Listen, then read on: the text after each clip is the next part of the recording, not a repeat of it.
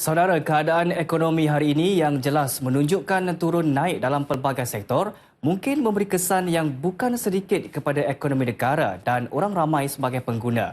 Untuk itu, petang ini kami ingin kongsikan sedikit bual bicara bersama Dr. Muhammad Yusof Saari, pensyarah kanan di Fakulti Ekonomi dan Pengurusan Universiti Putra Malaysia, merangkap Ketua Laboratori Kaedah Kuantitatif Analisis Dasar Institut Kajian Dasar Pertanian dan Makanan UPM. Sudah bersedia dalam talian. Assalamualaikum, Doktor. Waalaikumsalam warahmatullahi wabarakatuh. Assalamualaikum, Doktor. Waalaikumsalam warahmatullahi wabarakatuh. Baik, Doktor. Soalan pertama yang ingin ditanyakan, pandangan Doktor mengenai kos sara hidup di Malaysia pada hari ini. Sebenarnya kos sara hidup di Malaysia pada hari ini dipengaruhi oleh dua faktor utama, iaitu peningkatan kadar upah dan kadar tingkat harga. Yang menjadi kos hidup lebih tinggi adalah sebenarnya akibat daripada peningkatan tingkat harga itu yang lebih tinggi berbanding dengan peningkatan upah. Kalau kita lihat daripada peningkatan indeks harga pengguna itu, yang mana 50% daripadanya disumbangkan oleh peningkatan di dalam harga makanan. Jadi perkara utama yang kita tekankan kat sini adalah peningkatan dalam harga makanan tersebut. Kerana ianya sangat mempengaruhi dalam pertumbuhan ataupun pergerakan indeks harga pengguna yang dijadikan sebagai pengukuran kepada inflasi ekonomi pada masa kini. Kalau saya boleh kongsi sedikit, yang mana kalau kita lihat trend global yang mengkorelasikan antara penurunan harga minyak mentah dan penurunan harga makanan ni, dia menunjukkan trend yang konsisten, yang mana dunia menjangkakan harga makanan akan jatuh, tapi ia tidak berlaku di Malaysia pada masa kini. Antara sebabnya kenapa harga makanan di Malaysia tidak jatuh walaupun berlaku penurunan di dalam harga minyak mentah adalah disebabkan oleh struktur pasaran kita yang agak tidak fleksibel dalam mempengaruhi harga makanan tersebut. Baik, Doktor. Jadi pada pandangan Doktor mengenai peruntukan BRIM, adakah jelas berupaya membantu ekonomi negara secara langsung dan bagaimana peruntukan kadarnya? Secara langsungnya, pemberian BRIM ni memang akan memberi peningkatan di dalam perbelanjaan isi rumah, yang mana kita tahu perbelanjaan isi rumah ni merupakan salah satu komponen dalam keluaran dalam negara kasar, iaitu KDNK. Jadi secara langsungnya memang ada kesan peruntukan BRIM kepada KDNK negara. Cuma dari segi kadarnya, saya kira dengan keadaan ekonomi pada masa kini, ianya sangat bersesuaian dan kerajaan dengan keadaan situasi fiskal yang agak terkesan akibat daripada penurunan harga minyak mentah, maka saya tidak kira kerajaan mampu untuk menaikkan lagi kadar BRIM tersebut.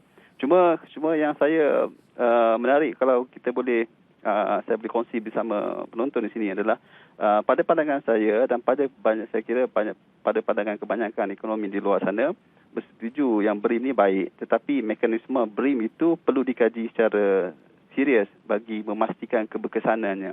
Kerana bila kita lihat sebenarnya kebanyakan BRIM ni digunakan untuk tujuan yang tidak untuk membantu dalam mengurangkan beban kos hidup. Baik, Doktor. Bagaimana dengan jangkaan Doktor sendiri berkenaan dengan BRIM 2017?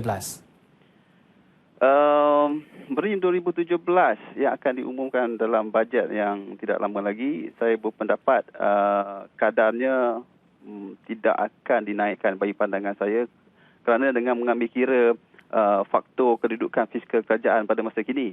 Walaupun kita tahu cukai daripada petroleum hanyalah 16% menyumbang kepada fiskal kerajaan, tetapi sumbangan secara tidak langsung sektor minyak mentah ini lebih tinggi daripada 16% sebenarnya. Dia secara tidak langsung mempengaruhi keadaan fiskal kerajaan melalui cukai tidak langsung. Baik, Doktor. Tadi Doktor ada sebut tentang KDNK. Bagaimana dengan jangkaan KDNK untuk suku ketiga ni pula, Doktor? Kalau kita lihat suku kedua realitinya 4.0. Model saya yang kami develop di Institut Kajian Dasar Pertanian dan Makanan ni, kita anggarkan di antara 3.5 3.9 sehingga 4.1%, iaitu sangat hampir berrealiti. Yang kenapa dia agak hampir disebabkan oleh ekonomi kita pada masa kini sangat dipengaruhi oleh prestasi sektor pelumbungan minyak mentah. Jika kita berdasarkan andaian tersebut atau berdasarkan sandaran tersebut, saya jangkakan KDNK sukuan ketiga mungkin bertumbuh di antara 4.0 hingga 4.1%.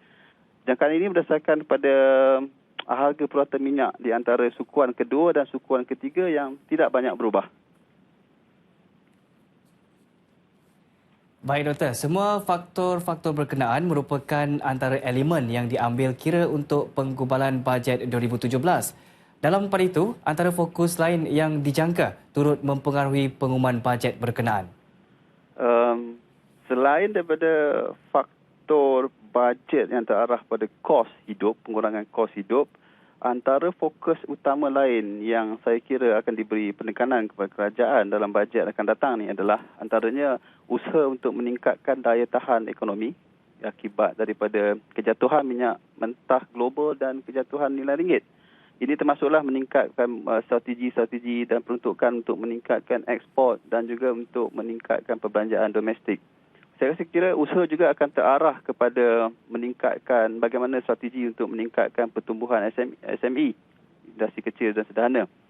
Selain daripada itu, usaha juga akan, saya kira akan diterarah kepada pendapatan isi rumah, terutamanya kepada golongan B40 dan M40. Kalau kita lihat perubahan keadaan semasa masa kini, kedudukan M40 itu lebih kritikal sebenarnya berbanding dengan B40 akibat daripada kenaikan kos hidup tadi.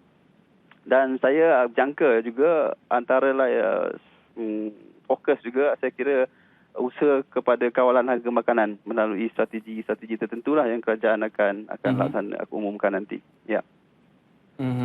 Baik Doktor, kalau Doktor lihat dengan keadaan harga minyak yang mengalami kejatuhan pada hari ini, pandangan Doktor berkenaan dengan harga minyak di masa akan datang dan juga keadaan ekonomi, kesannya keadaan ekonomi kepada Malaysia sendiri? Percaya ataupun tidak, orang di luar sana ada seringkali melihat ataupun memberi pandangan bahawa ekonomi kita ni pelbagai ataupun dinamakan diversification dalam bahasa Inggerisnya. Sebenarnya realitinya ekonomi kita tidaklah terlalu diversified. Kita masih lagi bergantung kepada sumber tradisional seperti minyak mentah dan juga minyak kelapa sawit. Dalam kes minyak mentah ni, kajian kami mendapati bahawa hampir 25% daripada penjanaan GDP ataupun KDNK dalam ekonomi itu dipengaruhi oleh sektor pelumbungan minyak mentah ni. Jadi saya lihat prospek, kalau kita lihat prospek antarabangsa, nampak gayanya harga minyak ni kemungkinan sampai hujung tahun ni berada di bawah paras 40 USD per barrel dengan mengambil kira stok yang pihak Amerika keluarkan, lambakan di dalam pasaran. Saya tak kira harga akan sampai kepada 50 USD per barrel tahun ini. Jadi ia memberi signal ataupun petanda kepada kita ekonomi kita tidak akan berkembang pada kadar 5% tahun ini. Saya kira dalam 4% ataupun hingga 4.2% saja. Baik Doktor, pandangan Doktor pula tentang nilai ringgit sekarang ini dan juga apakah jangkaan pada masa akan datang Doktor? Sebenarnya kalau ikut kajian, kita lihat kajian, nilai ringgit ni sangat dipengaruhi oleh harga minyak. Dia kalau lihat perhubungan antara harga minyak dan nilai ringgit ni, sebenarnya nilai ringgit dan harga minyak ni sangat-sangat berkait, terutamanya ketika krisis. Dalam kes ini krisis harga minyak menurun lah. Jadi saya nampak kalau ringgit ni akan kembali meningkat apabila harga minyak naik, apabila harga minyak meningkat. Jadi pandangan yang katakan isu 1 MDB itu kurang tepat dalam mempengaruhi nilai ringgit tu. Baik, jadi Doktor, mungkin yang terakhir, pandangan Doktor tentang anak muda sekarang ini meningkatkan ekonomi mereka untuk jaminan pada masa hadapan. Secara ringkas ni Doktor. Anak muda pada masa ini perlu lebih proaktif, lebih dinamik kerana mereka tidak perlu Mereka perlu menjadi creator ataupun pencipta peluang pekerjaan. Betul. Ya. Hello.